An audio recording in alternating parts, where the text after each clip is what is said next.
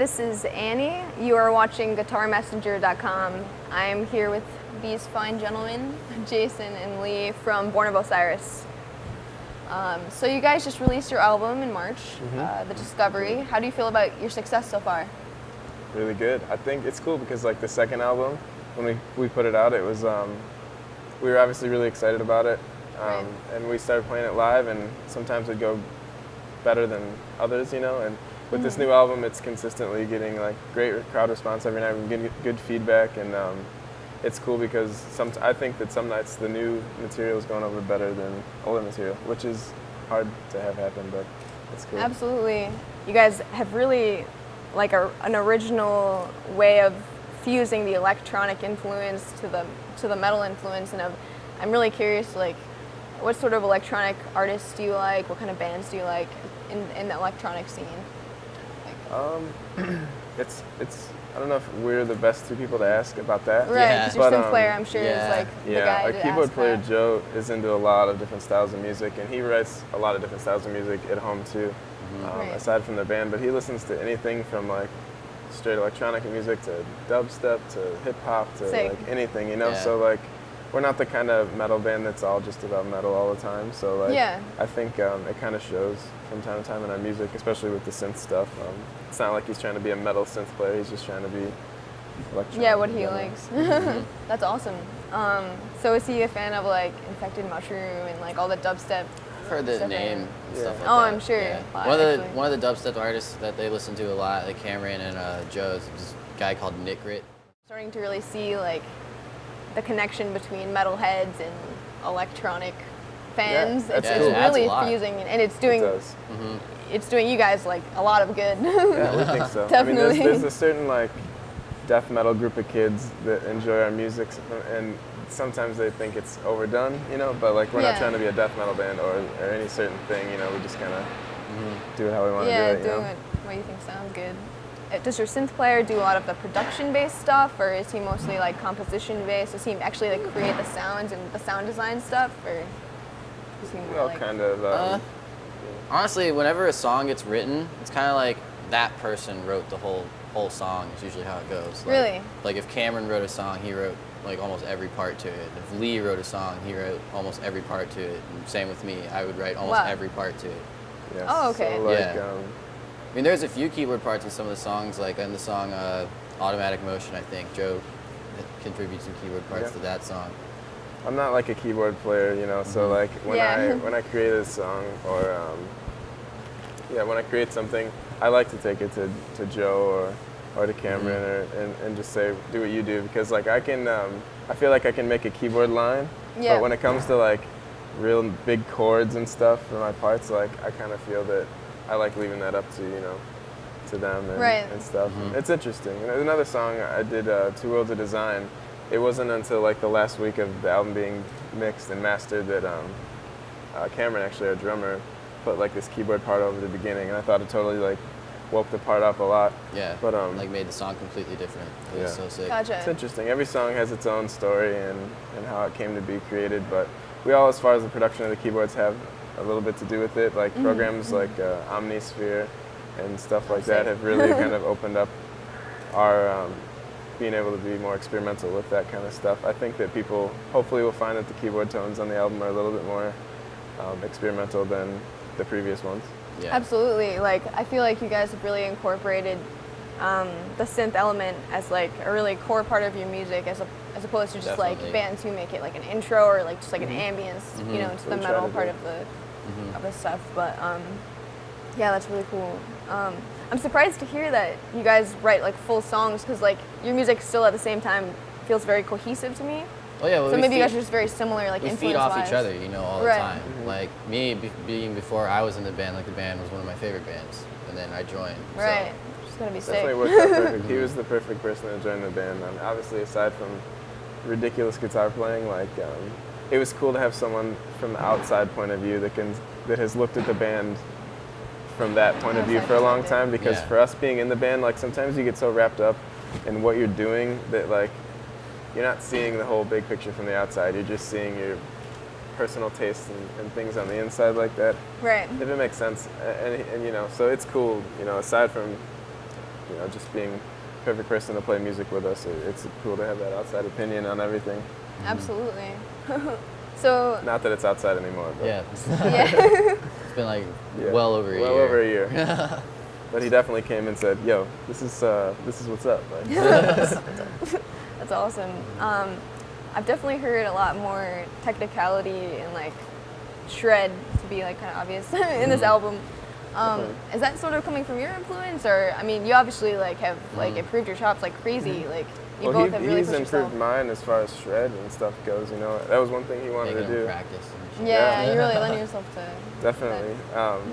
It was like a lot of metronome work with some of the faster like sweep things that he's thrown into songs. Like the best way is for me to get it is just metronome practice every day. And I never had to do that before, because before it was just Cameron or I writing songs, and he's the drummer, so while he can play guitar, he plays with 2 fingers, and it's like things that he wrote weren't challenging for me, and things that I wrote obviously I could handle. So it's definitely sweet. That's one thing he wanted to do, was up the shred in the band, and it's I think you know, can never hurt. I think it helped. Oh, it's added a sick. completely new element. Like, I mean, I have to say, like, one of the things I did like about you guys, like, you know, in like the New Rain, like all of your solos are very simplistic, but at the same time, I felt very fitting. Yeah. And Yeah, I liked They that. fit the like, chords a like lot. really well. Right. It wasn't like a was like a melody of its own. fest or It wasn't like anything over the that. top, It wasn't crazy or like- anything. Catchy. Like it gets like stuck in your head. Yeah, exactly. But at the same time, I still feel like this new element has really added a lot to music, as opposed to just being like wankery or anything like that. Aside from like even just general chops, just like songwriting, you know, it's been pushed, because now I have it in my head, like if I'm doing something that like there should be some more shred in this, because you know it's not something I used to think about as much, but now it's just like definitely on my mind a lot more, especially with like the song Recreate. Yeah. I think that was one of the first songs that I had really done that was like I thought about guitar leads a lot more and stuff like that. So There's like 7 different versions of that song before it was done. wrote that Oh, are like, you serious? it's like a year in the making for that one. I wrote it and then rewrote it and redid it and redid it, and then we went to Misha's and then redid it, and like it was just crazy. How do you guys write? Are you like Guitar Pro fans? Do you like kind of I just am. noodle, or yeah, I am Like too, hardcore. so you can relate to that. I'm so sick of that program. I use it way too much. Guitar Pro 5 or Guitar Pro 6? 6. Oh, okay. See, I haven't started using that one yet. I'm still on Guitar Pro 5. Drum editor is not as good in my opinion. Understandable. If he's like, for him sending like if he has like a really long lead line that it's just like really fast and a bunch of notes, like that's about my extent of Guitar Pro, is just like learning some of his faster stuff. Actually, when Tosin Abasi was in our band for a little bit, Cameron, our drummer, and I had to do Guitar Pro tabs for him, and that shit's hard. I don't get it. Oh yeah, it's crazy. It would take like the two of us like 3 hours to like put 1 2-minute song together for we're just terrible. Like, That's obscene. I mean, I think it's amazing what he can do with that program. Yeah, I wrote out all of Behold and XIV and Guitar Pro, every single instrument. Sick. It's pretty much how I Awesome. wrote it. For expression and me, it like slows me down, and that's my problem with it. Like, I suck at the program, so like for me to make it a creative outlet, it's just like it's really hard for me. I mean, I have to write in Pro Tools because I have my guitar in hand, and I just That's still awesome. just my writing style fits with that. But I want to get better at Guitar Pro, because I think it'd be cool to have both aspects to creating. Definitely, like I feel like I don't have the recording aspect. Like I definitely like can start writing out a riff and then like put it in Guitar Pro and kind of play with it, and then I end up with like a riff that's like kind of either really difficult or impossible to play. Like, For sure. because I'm just going melodically. That's what I like to do. I like to write out something really crazy and then force myself to learn it and not like really change a whole lot because it sounds really sick. That's how the end of Behold was written, that very last solo. Awesome. I wrote it out. I was like, fuck. Can't do this. I have to learn this now. Yeah, right. What would you call like a Jason riff? Like, how would you like sort of describe your style as far as like riffage goes? Well, when I first started taking guitar seriously, I was like 12, 7th grade, somewhere around there. It was Metallica, hardcore. Yeah. I got into them a lot, like my first like 9, 8 months of my playing. And then like right around under a year, I started taking lessons from this dude named Matt Mills. And I started, and right about then, right before I started taking lessons, I got way into Dream Theater hard. Yeah. And it's pretty much just stuck with that like ever since. I listen to, I like Jeff Loomis is sick. Yeah. Stephen Forte from Adagio is really sick too. All those shred guys. I went to like the G3 with Richardson, Steve Vai, and Gilbert. Oh man, yeah, I've that year. heard That about was that. awesome. All those people definitely take a lot of influence from.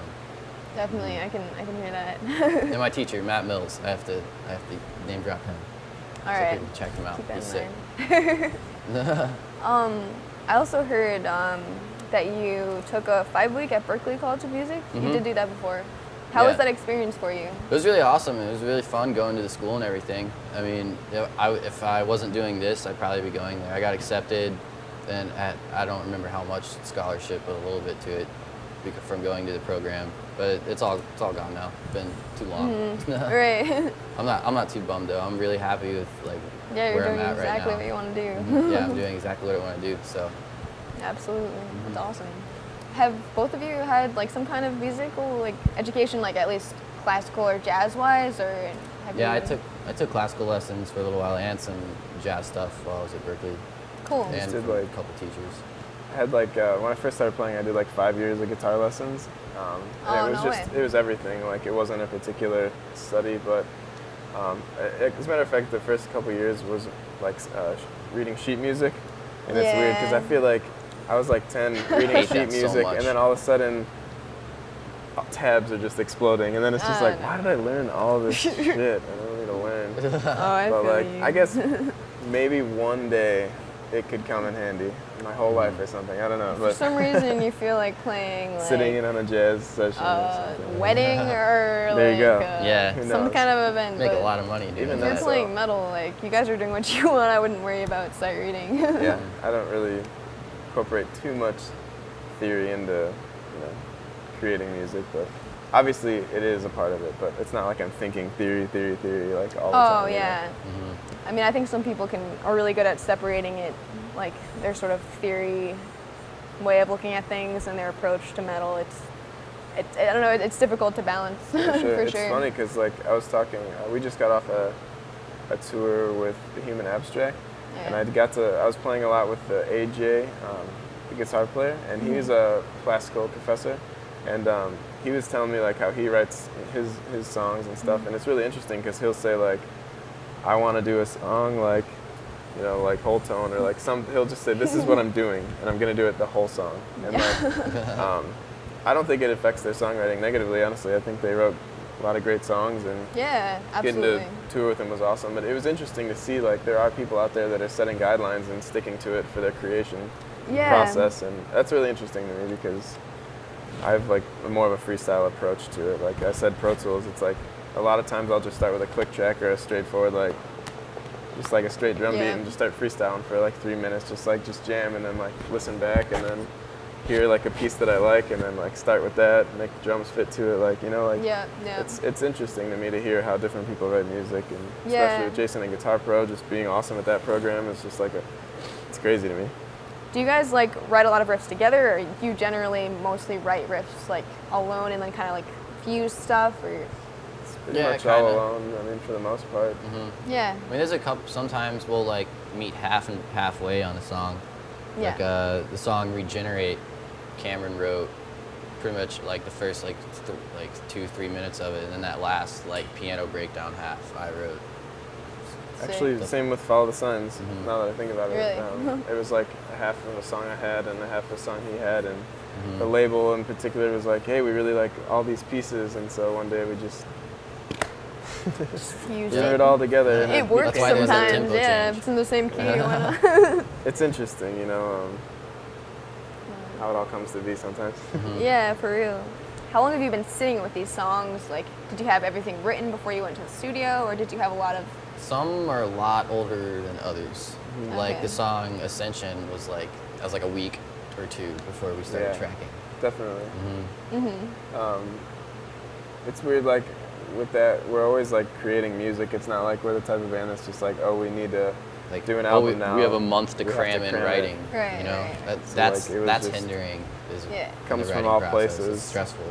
all different random times and everything. So like, that's how Ascension ended up coming up a week before the studio, because it wasn't like, it just happens when it happens, So like, but as Yeah. far as the studio goes, it's like we do definitely show up with everything for the most part done because, like I said, we have a studio at our house.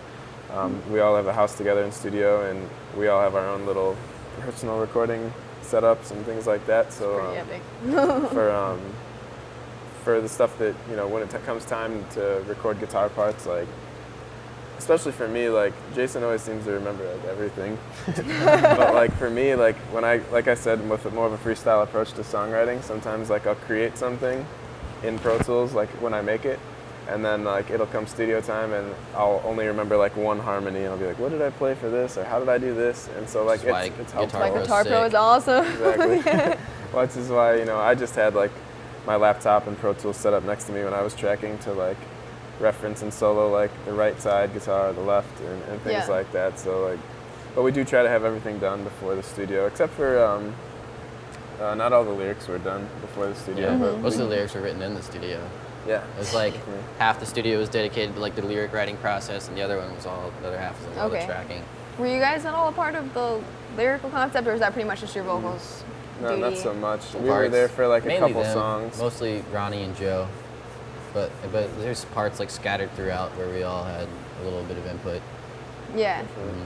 It's cool. Like, I feel even more so, we feel a little more connected to this one because like our vocalist Ronnie and even Joe, being the writers of the lyrics and everything, they've been experimenting and like learning about all these crazy things, you know, just from like anything from, I don't even know, technology in the future and just like just anything, you know. They've been really just like researching so much stuff and just out of general interest.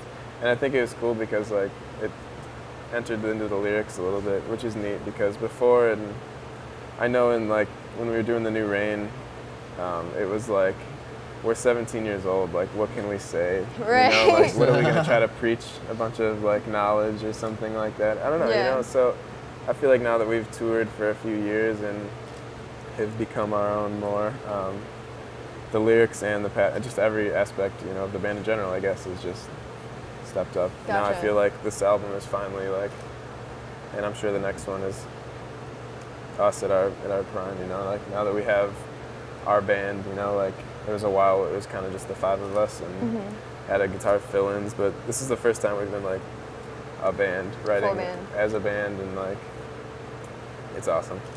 That's great. I'm excited for you guys. Definitely. We are too. So I heard through the grapevine that Casey and Misha from Periphery had sort of a collaboration with you guys on the teaser of the Discovery, the 3 songs that you guys released on your MySpace. But he wasn't really credited in your album. Like, I mean, he got thank you, but I was just like curious. Like, did he actually help you out with the vocal production, or was it kind of like? Well, we were only a few of us went with Misha. We weren't all there, so it was like only Ronnie and Joe went with Casey, and then me, Cameron, and Lee went to Misha to track the music. So it was kind of like we wanted to, you know, those songs were supposed to be like released before our old summer tour, and they were going to be completely credited and everything because you know, they produced it and did everything. When it came to the album, it was just like they weren't really there for that, and we re-recorded the songs, and you know, so it was like it was brought up, and they definitely helped us out. But from what I was told, Casey had just a few ideas here and there. You know, it wasn't like they were like part of the writers of the songs, or like Casey was part of a writer as vocals. You know, like it was like the ideas were there. Really, everything so was like there. they didn't really add much to like the production ideas, because like not too much. Something I noticed about your new album is that the vocals are a lot more clear. Like you can really hear the lyrics as opposed to previous albums, and that's something I think Casey does a lot in his music. So I was just wondering if that was like something that actually. He's such a good musician. It's insane. I think the clarity in the vocals was definitely one thing I remember Ronnie, our vocalist, talking about a lot. Like he really wants, you know, those kids on YouTube make those videos where they like put their spin on the lyrics and they make it out to be like a joke, like. Oh, really? You know, like interpretations. They're not like making fun or anything, but it's just like funny vocal interpretations. And like one thing Ronnie was talking about was like, I want people to understand every word I'm saying. Like I am screaming, but I don't want it to be like you need a book of lyrics to hear it. So that was they spent a lot of time on clarity of articulation and everything like that. Awesome. Something I'm personally curious about is how do you guys sort of practice before shows? Do you practice a lot together? Do you practice certain techniques? Do you have like certain regimens before you go on to a show? Before a set, I'll usually just run through the set. So you'll just play your own songs. You won't really like go into other. Well, I mean, I'll play other stuff too. Like I learned a bunch of like other band solos and stuff. Like I learned a lot of Richardson solos and stuff like that, just to like jam on and get warmed up and stuff, because that stuff's really intense. Yeah, absolutely. I do like some like chromatic exercise, simple stuff that I had learned from just warming up fingers and what he was saying. I picked up a couple Petrucci licks here and there from him that I like to play a lot on. And, Nice. Stretching's always good too. Yeah. Definitely. as far as you'd mentioned band practice, before tours, we've kind of not as good as we used to be with practice. Yeah, we honestly don't really practice a whole lot right before a tour. It's only usually like 3 or 4 days, maybe. Really? We used to practice like Unless insane, but unless we need to learn like a new song. Like when we were learning Fall of Science, for instance, it was like a week or 2 probably. Like definitely.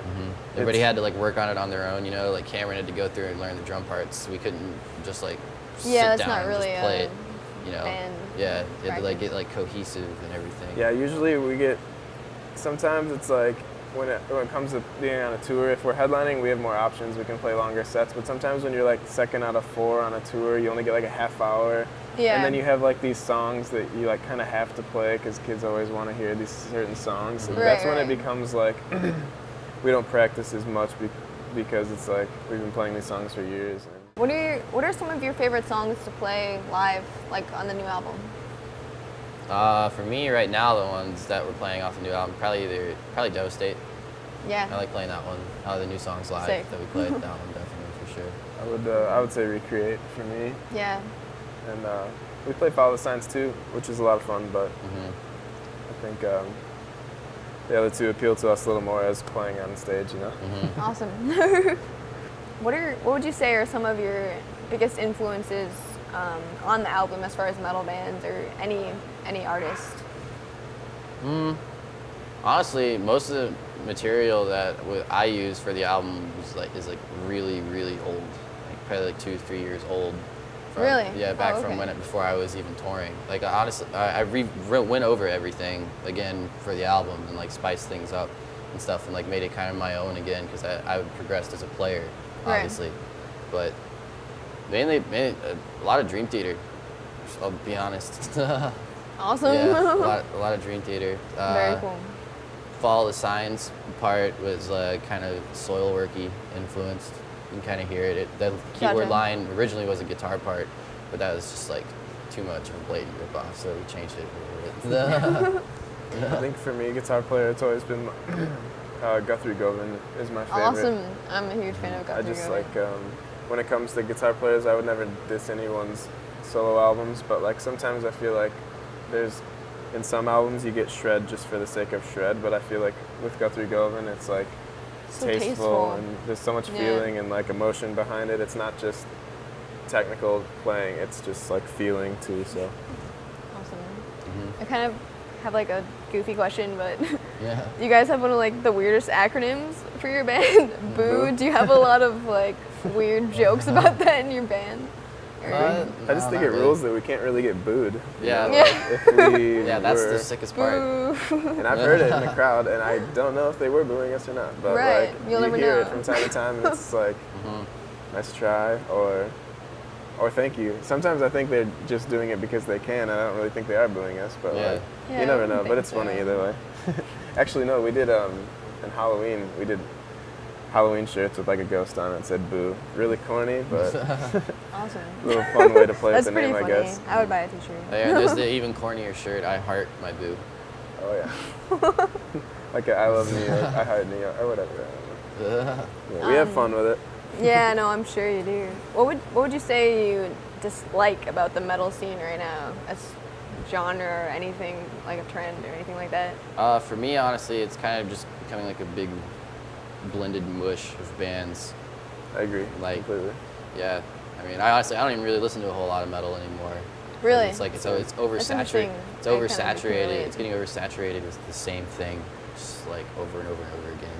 You can't really tell bands apart You know, like sometimes if you were to just press play on a CD and not show me who it was and then press play on this CD, like it's really hard sometimes to tell like, oh, that's that band or that's that band, because like I think there's a group of bands that, you know, a lot of our friends like Periphery, Veil Maya, and After the Burial and stuff, I don't really consider them part of that group, but there's a lot of metal outside of it where it's just kind of like, as Jason loves to say, dissonant chord breakdowns. Yeah. It's just like that. And it's just so much. It's ridiculous how much it is. I wish it was more about personality, but it's not really. I agree with you. So just kind of wrapping it up, like, what would you say to young musicians just trying to kind of do what you guys are doing right now, promote themselves, get themselves out there? How would you encourage them and give them advice? Reply to ads you see for your bands, because it works sometimes. Yeah? Yeah. Reply to ads. Yeah, that's what I did. Awesome. I'm here now, so. Bust out a That's how you're here. metronome, because he made me do it. And Metronome, definitely. Metronome. Play stuff For sure. like retardedly slow, like quarter speed. I already do that. Yeah. Kind of a nerd. And I would say, as far as writing goes, be like unique and try to be original, but like as we were just talking about it, you know, it's kind of like, it seems that there's a cookie cutter like formula to get your band big, like, you know, do this, do this, do this, and kids will probably like it, but you know, Yeah. it's tough, you know, just we think that maybe if we can keep our music as original as possible, that instead of quick hype, we'll have like longevity in the end. Absolutely. So, we aren't the judges of whether we will succeed at this point or not, but that's what we're aiming for. So Yeah. Well, I think you guys have been very successful already, and it was very nice talking to both yes, of you. it was It's great. really cool. You too. Glad to Awesome to pick meet your you. brain. All right, it's kind of weird, but this is guitarmessenger.com. If you guys do this, check this out. That's cool. Do this, guys. Come on, work How do I do this? Okay, you can do it. You have an ass. That work? Can you see I'm that? sorry, it's kind of weird, but like, we're trying to work. Here we go. Yeah. Do that tonight on stage.